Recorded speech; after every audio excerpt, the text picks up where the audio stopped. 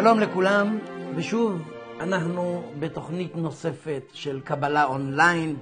התגובות הרבות מפעם קודמת הביאו אותנו לצלם פעם נוספת במרכז. כנראה שיש איזו אנרגיה מסוימת כאן או משהו כזה, כי היו תגובות רבות גם על מה שהראינו, וגם כמות השאלות שהגיעו הייתה גדולה במיוחד.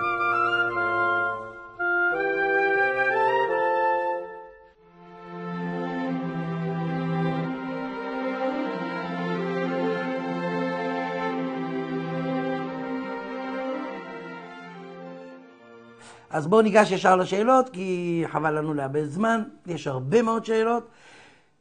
כותב עופר: שלום יצחק, בני בן 28, מזה 9 שנים אין לו זוגיות, רק גרושות עם ילדים בדרכו, והוא נהנה להקשיב להם ואינו מקשיב לי.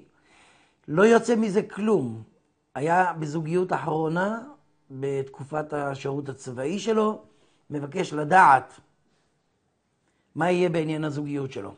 ובכן, על פי הפרטים שאני פתחתי, אני יכול לומר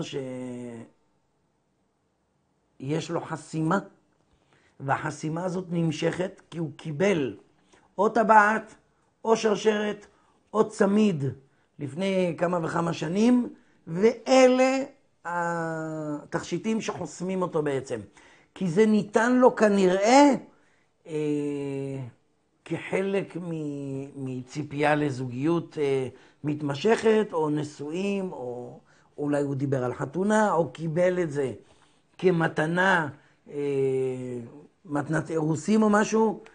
בכל מקרה, התכשיט הזה שנמצא בחזקתו, זה הדבר שעוצר אותו, ואני מניח שבמידה והוא יתפטר מזה, על ידי או מחירה שלו, או גניזה שלו, או כל דבר אחר, יפתח לו את השערים לזוגיות נורמלית וטובה, ולא רק גרושות עם ילדים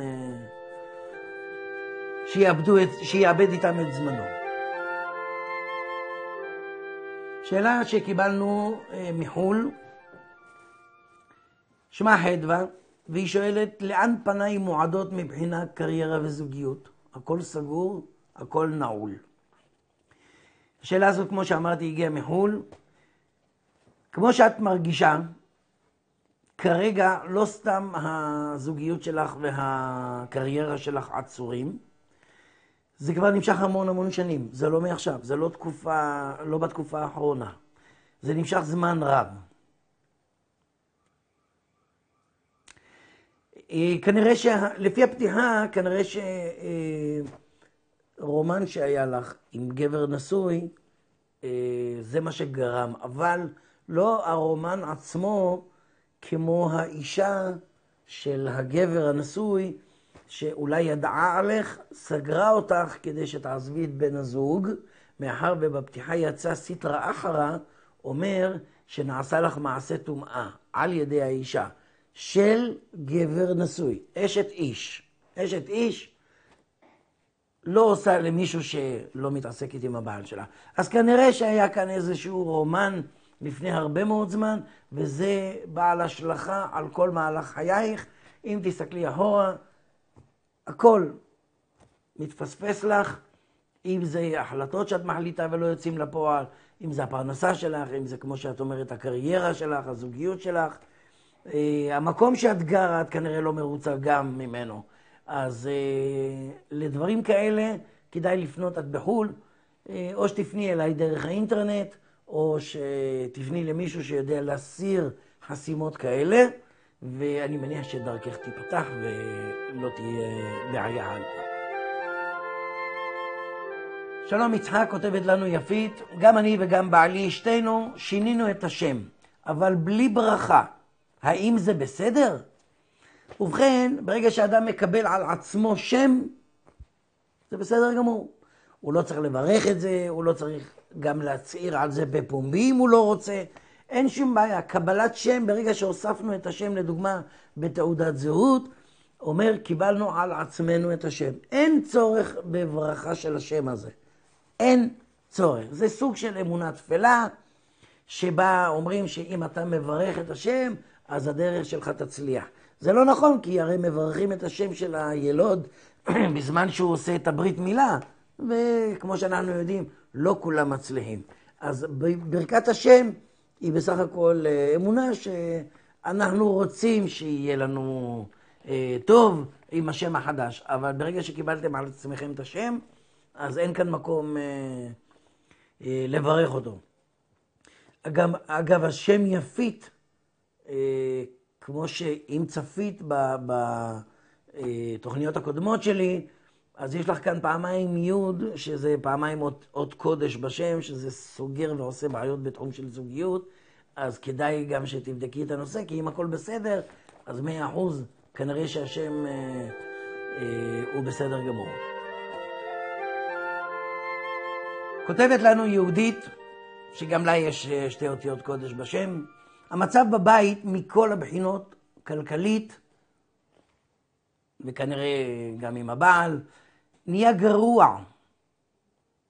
פתאום, בלי שום הודעה מוקדמת, בלי שום סיבה.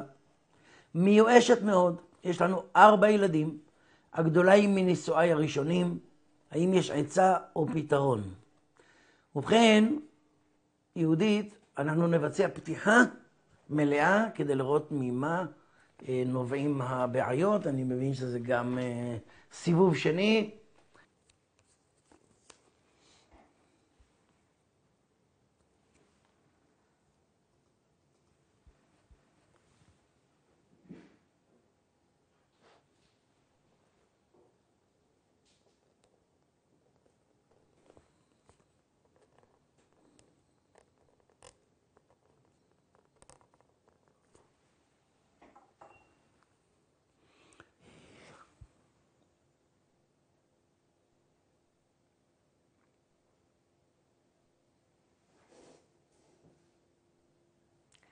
לפי תאריך הלידה שלך, אני רואה שמספר המזל שלך הוא 5, ואנחנו ניקח את ספר ה' לפתיחה.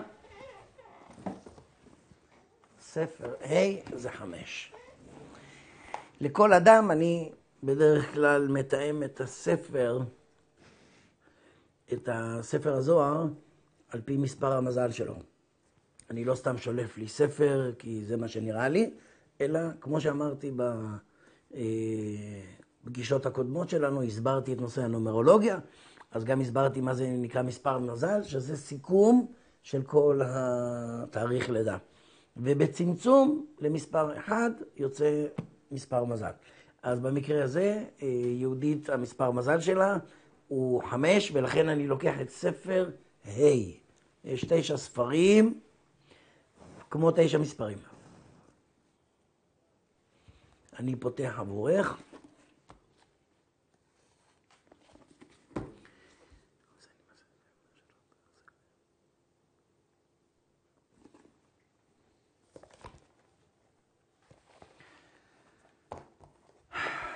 ואמר וזרח שרים וכל אשר אחרת, יהיה בגלוי יותר קליפה ששורש על גבי המוח ואחד לא ידע את החצי בימה שלא צריך חובת לך. זהו סוד השולט בלילה. זהו הלילה, זהו בין לילה ללילה. אלא הכל השולט בו בחלק זה, השולט סיטרא אחרא, ובחלק זה שולט בו סיטרא אחרא, כמו שאנחנו יודעים, זה מעשה כישוף. ופה בהמשך כתוב בפירוש צריך לשמירה, שכתוב ליל שמורים מהם. אם אני אמשיך לקרוא, והוא אשר נכנס בלוב וכל אשר חלק הזה מחצות וכל אשר אלה שולט בלילה, שכתוב הרי אלא בחצי הלילה הזה, ונאמר לך לחזק בימה שלך וכל אשר שומע אותם, אלא מלילות ומאישה וכל אשר יהיה בה. אני חושב שאישה כאן נכנסה לתמונה. יכול להיות שזו אישה השולטת בשלטון היום. יכול להיות שזו אישה שקשורה לבעל שלך, אולי אשתו לשעבר, או אישה חדשה שנכנסה לחיים, והיא זו אשר גורמת במעשה של סיטרא אחרא לסכסוך ביניכם. כנראה שהיא רוצה לגרום לפרידה ביניכם. ויש מקום לעשות שמירה. יש מקום לעשות הגנה. אני גם, כמו שאני רואה כאן, יכול מאוד להיות שיש לכם בחזקתכם דברים שאתם מחזיקים שהם דברים פסולים. ושוב אני חוזר ואומר, דברי קודש פסולים עושים מלאכתם הפוך. אם קיבלתם איזה תמונות של רבנים, אם קיבלתם ספרי תהילים קטנטנים פצפונים, אם יש לכם קמעות שלא פתחתם לראות מה יש בתוכם, אז זה הזמן כרגע. אני מציע לפתוח את הדברים האלה, לראות אם אכן יש לכם דברים פסולים בחזקתכם. אני מניח שאם תתנקו מכל אשר יש לכם, יכול מאוד להיות שהמצב יחזור לקדמותו. במידה ולא, אז יש מקום לפנות אליי כדי שאני אציע דברים נוספים, להחזיר אתכם בחזרה להיות יחד. אבל יש כאן התערבות חיצונית ופשוט שולטת הסטרא אחרא בכם. עד כאן מסביר הפתיחה הזאת את כל המצב שיש לכם בבית. שואלת מירב, אני ובעלי נשואים 14 שנה, יש לנו 5 ילדים שיהיו בריאים. אנו בהמתנה לדירה ממשרד השיכון, ורציתי לשאול לפי הקבלה, האם בקרוב נקבל את הדירה ואם יהיו לנו עוד ילדים נוספים. ובכן, זה סוג של שאלה שכבר דיברתי עליה בעבר. יש כאן דברים שנחשבים לנבואה. אם יהיה לכם עוד ילדים או לא, זה עניין שלכם. זה אתם תחליטו אם אתם רוצים עוד. זה לא שאני אגיד לפי הקבלה יהיה לכם עוד ואז תרוצו ותתחילו לעבוד על זה, או אם אני אגיד לא, אז אתם תגידו אוקיי, אז אם כבר לא, אז אנחנו נסיים את ההליך. לא. זו נבואה. אף אחד לא יכול להגיד לכם אם יהיו לכם עוד ילדים או לא. אף אחד. גם לא הרבנים הכי גדולים, וגם לא המיסטיקנים והקבליסטים הכי גדולים. אין כזה דבר. זה בידיים שלכם בלבד. תרצו עוד, ואין שום בעיה. תעשו עוד. לא, לא. עכשיו לגבי הדירה. אתם שואלים במשרד השיקום, ורציתי לשאול לפי הקבלה, האם בקרוב נקבל את הדירה. ובכן, אני לא יכול לדעת אם תקבלו את הדירה בקרוב או לא. אני יכול רק להגיד לכם שלפי הבדיקה שלי, אירוע משמח גדול לפניכם. זה יכול להסתכם בחתונה, זה יכול להסתכם באולי החלטה על עוד הריון, זה יכול להסתכם בהרבה דברים שמשמחים. אבל אני לא כתוב שמה שמירב תקבל דירה ממשרד השיכון. לא כתוב בזוהר את זה. אין כזה דבר. לכן זה סוג של נבואה גם כן. אז אני לא מתייחס לזה. מה שכן אני יכול להגיד, שבקרוב בעזרת השם, אירוע משמח לפניכם. אני מאוד מקווה שזה יהיה משהו כמו דירה, ואולי הריון. מי יודע, שתיהם ביחד, לא רע בכלל. אז אני מאחל לכם בהצלחה בינתיים. ובכן, השאלה הבאה שלנו היא של שרית. היא שואלת, אני פרודה עם 5 ילדים כבר 1.5 שנה. כלום לא הולך מבחינה משפטית, מזונות. אני אוהבת את בעלי. מה יהיה בסוף עם שתינו? אז גם במקרה שלך, שרית, אני אבצע פתיחה, כי יש כאן דברים נסתרים, מה שנקרא. מספר המזל שלך, לפי תאריך הלידה, הוא 4. אז 4, אנחנו נצטרך להביא את ספר מספר 4.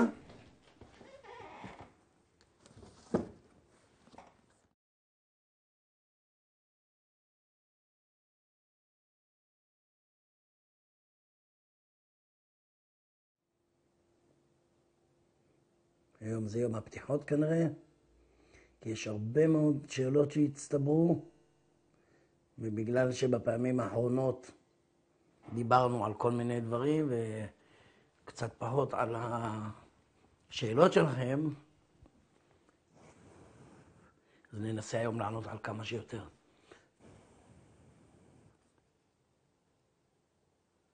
אוקיי, שרית.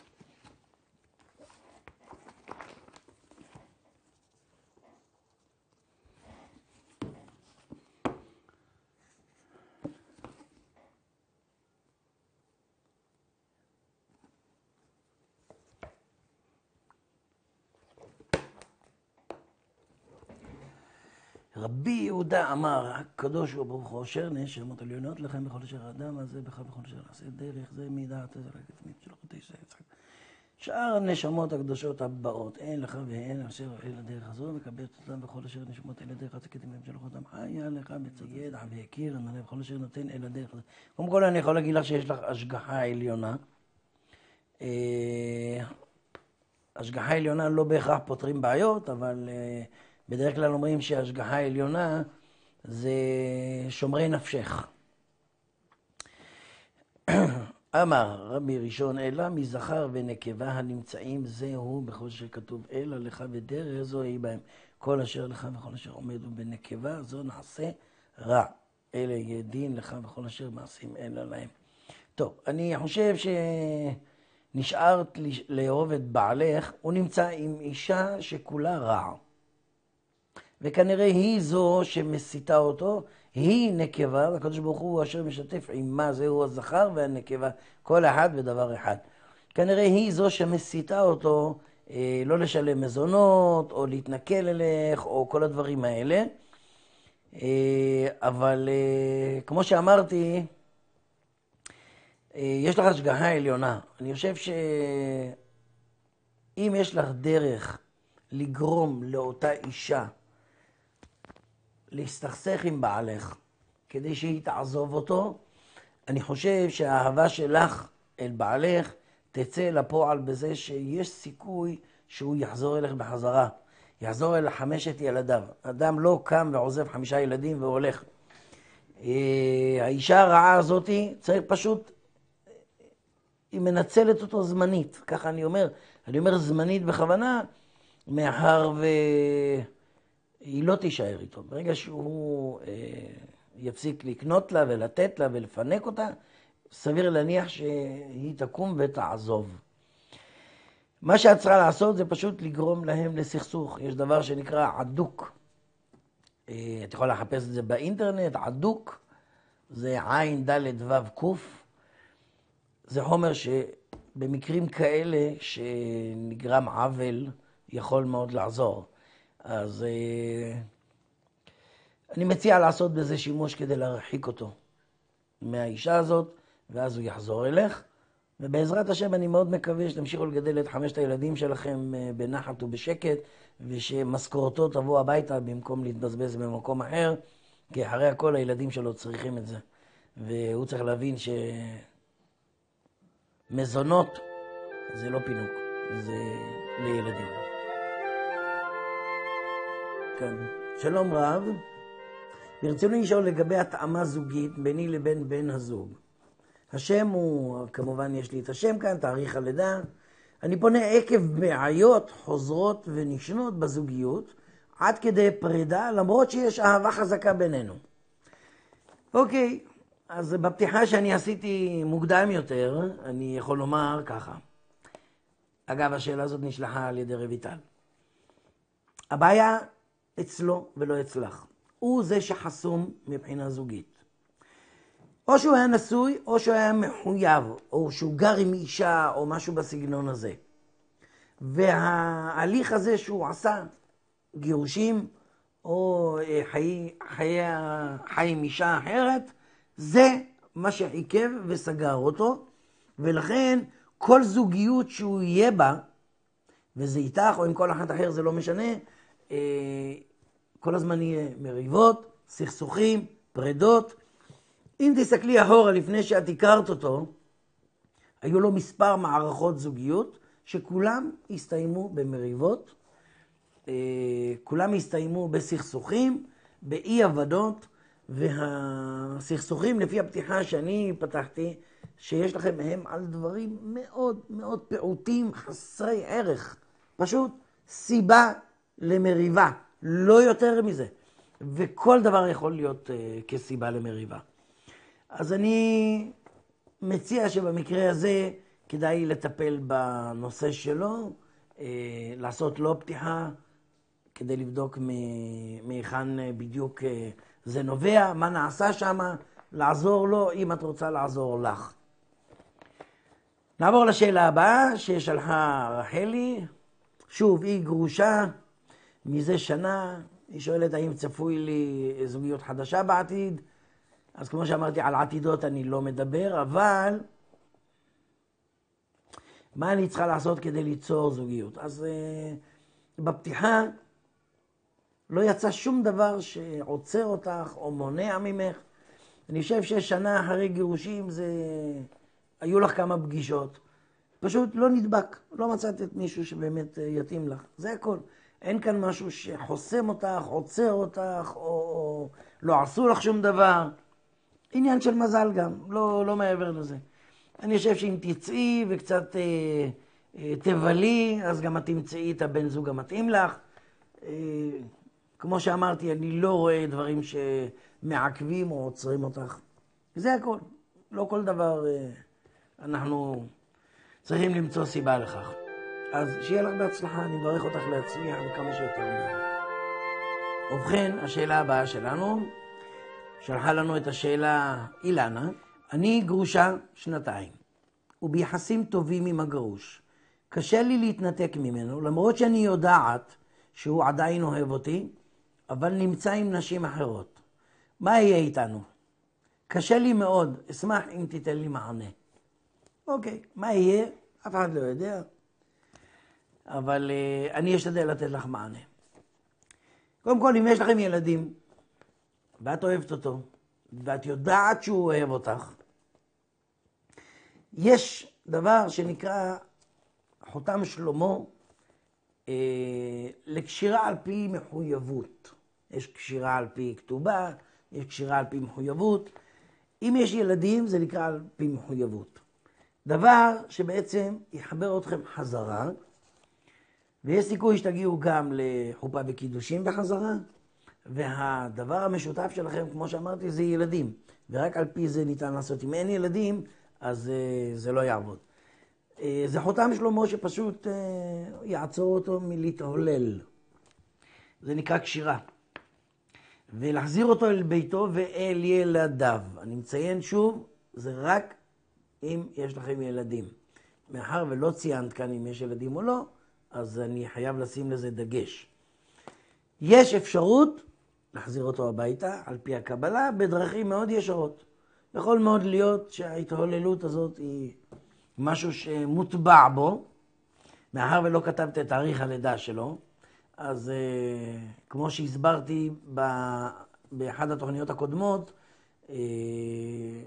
נדמה לי בתוכנית הרביעית, הסברתי שם את נושא הנומרולוגיה, ואנשים שיש להם מספר 3 בתאריך הלידה, אז או שהם ותרנים וסלחנים מאוד מאוד אובר, או שהם מתהוללים. אז תבדקי גם את הנושא הזה לגביו, אבל יש משהו לעשות כדי להחזיר אותו אלך, ופשוט לקשור אותו אלך חזרה, רק אם יש ילדים, או כתובה.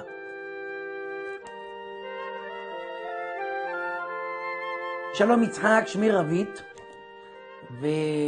ושאלתי היא כזו. ברוב ימות השנה אני חולה ללא סיבה. גם בדיקות רפואיות כלליות לא הראו שום מחלה או סיבה להיותי חולה. מה זה יכול להיות? אוקיי. ובכן, לפי הפתיחה שערכתי, אני חייב לציין רבית שכנראה שיצא שאת טובת מראה. יכול מאוד להיות שאת נראית טוב. ועין הרע אשר דבקה בך היא זו אשר גורמת למחלתך, או כמו שאת אומרת, רוב יומות השנה את לא מרגישה טוב. אני לא יודע בדיוק, לא הגדרת מה זה נקרא לא מרגישה טוב, יכול להיות מצוננת, או אולי את רגישה בדברים כאלה, אבל אם הלכת לעשות בדיקות מקיפות, אז אני מניח שזה משהו שבאמת מטריד אותך. יש כאן דבר שיצא שהוא עין הבישה. עין הבישה אומר עין הרע בפתיחה. אני מאוד ממליץ לך לבדוק את הנושא הזה יותר לעומק, ולהצטייד במשהו שישמור אותך מעין הרע. יש הרבה אנשים שהולכים לכאלה שעושים עופרת, מוציאים עין הרע עם עופרת. קיבלתי שאלות גם בנושאים האלה, אז אני כבר אתן כמה מילים בנושא. להוציא עין הרע עם עופרת זה בסדר, זה נחמד מאוד, אבל זה רק מוציא. זה לא מגן, לא שומר, לא שום דבר. זאת אומרת שהוצאנו עין הרע, חזרנו הביתה, ועד שהגענו הביתה אנחנו יכולים לקבל עין הרע פעם נוספת. לכן אני בדרך כלל ממליץ, אם אנחנו כבר עושים פעולה להוצאת עין הרע, אנחנו נדאג גם שמשהו ימשיך לשמור עלינו. במקרה שלך רבית, אני הייתי ממליץ לך על דבר שנקרא חותם לבריאות הגוף והנפש. אני אראה מה זה, זה משהו כזה.